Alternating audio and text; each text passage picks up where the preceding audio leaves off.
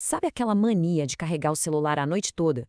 Ou o desespero de colocar no arroz quando ele molha? E fechar todos os aplicativos achando que a bateria vai durar mais? Pois é, cuidado. Milhões de pessoas fazem isso todos os dias com a melhor das intenções, mas podem, na verdade, estar estragando os aparelhos aos pouquinhos. Então, vamos juntos mergulhar nisso e separar o que é verdade do que é pura lenda. A primeira pergunta que provavelmente todo mundo já se fez no momento de pânico: será que o famoso arroz realmente consegue salvar um celular que tomou um banho? E aquela outra dúvida que não quer calar. A bateria do celular vicia se a gente deixar carregando a noite inteira. E para fechar essa rodada, o modo anônimo do navegador. Ele é seguro e anônimo de verdade. Chegou a hora de descobrir o que a ciência diz por trás de tudo isso. Vamos lá? Ok, vamos começar com o clássico dos clássicos. O mito número 1, o arroz salvador. Pode confessar, é a primeira coisa que vem na cabeça quando o desastre acontece, não é verdade? Bom, aqui a gente vê a diferença gigante entre o que a gente acredita e o que acontece de fato. A ideia é que o arroz, por ser sequinho, vai puxar a água de dentro do aparelho. Só que a realidade científica é outra. O arroz só consegue absorver a umidade que está do lado de fora, sabe? Aquela que um paninho já resolveria. E o pior vem agora. O pozinho e o amido do arroz podem entrar nos conectores, se misturar com a água e criar uma pasta, uma laminha corrosiva que acelera o estrago. Ou seja, o arroz pode ser o vilão, não o herói. Então, se não é para usar arroz, qual é o jeito certo de agir? Vamos ao passo a passo que os especialistas recomendam. Primeiro de tudo, desligue o celular imediatamente. Isso evita curtos circuitos. Depois, tire tudo que der para tirar: chip, cartão de memória e, se o seu modelo permitir, a bateria. Seque a parte de fora com um pano macio, com cuidado. Aí deixe o aparelho num lugar arejado, de preferência com a entrada do carregador virada para baixo, para a gravidade dar uma forcinha. Mas a dica de ouro, a mais importante de todas é: procure uma assistência técnica. Só uma limpeza profissional ou um banho químico consegue tirar de verdade a umidade e os minerais que causam a corrosão lá dentro. Vamos para o próximo mito, que tem tudo a ver com os nossos hábitos diários. Mito número 2. A bateria e seus vícios. Esse é um verdadeiro fantasma que assombra muita gente na hora de dormir. Será mesmo que deixar o celular na tomada a noite toda vai estragar a bateria? A resposta para essa pergunta está na evolução da tecnologia. Esse mito, na verdade, é uma herança das baterias bem antigas, aquelas de níquel-cádmio. Elas, sim, tinham o famoso efeito memória. Elas viciavam se a gente não fizesse o ciclo completo de carga e descarga. Mas os celulares de hoje usam baterias de íon lítio, e a grande virada de chave é que elas simplesmente não têm esse efeito memória. A tecnologia mudou completamente. Então esse medo de viciar a bateria pode deixar ele no passado. Então, se o problema não é o tempo na tomada, qual é o verdadeiro vilão da história? Tá aqui, bem claro. O inimigo número 1 das baterias modernas é o calor.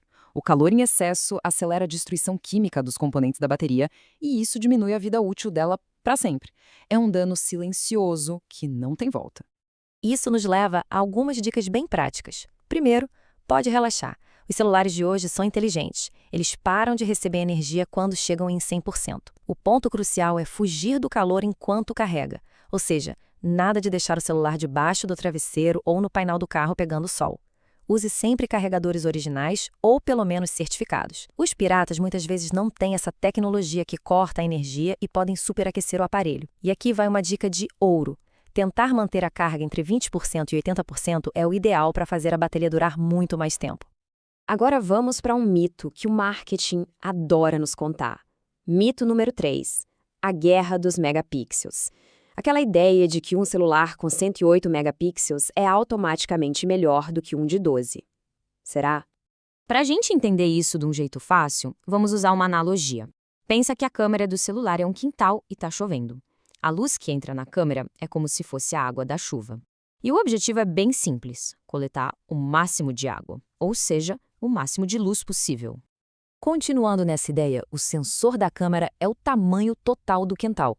E os pixels, eles são os baldes que a gente espalha por esse quintal para coletar a água da chuva. E é aqui que a mágica acontece. Numa câmera de 108 megapixels, num mesmo espaço, é como se a gente enchesse o quintal com milhões de baldinhos minúsculos. Se chover pouco, ou seja, se tiver pouca luz, cada um desses baldinhos vai pegar quase nada de água. O resultado? Uma foto escura e cheia daqueles pontinhos, o que a gente chama de ruído. Agora, numa câmera de 12 megapixels com um bom sensor, os baldes são bem maiores. Eles são muito mais eficientes, captam muito mais luz. O resultado? Fotos nítidas, claras e com cores vibrantes, principalmente à noite. Portanto, a lição que fica é essa, bem direta. Megapixels definem o tamanho que a foto pode ser impressa sem perder resolução, não a qualidade final da imagem. A qualidade depende mesmo de um bom sensor, de boas lentes e do processamento que o celular faz. Agora, vamos para um mito que envolve a nossa privacidade. Mito número 4. O segredo do modo anônimo. Muita gente acha que quando ativa esse modo, vira um fantasma na internet, completamente invisível.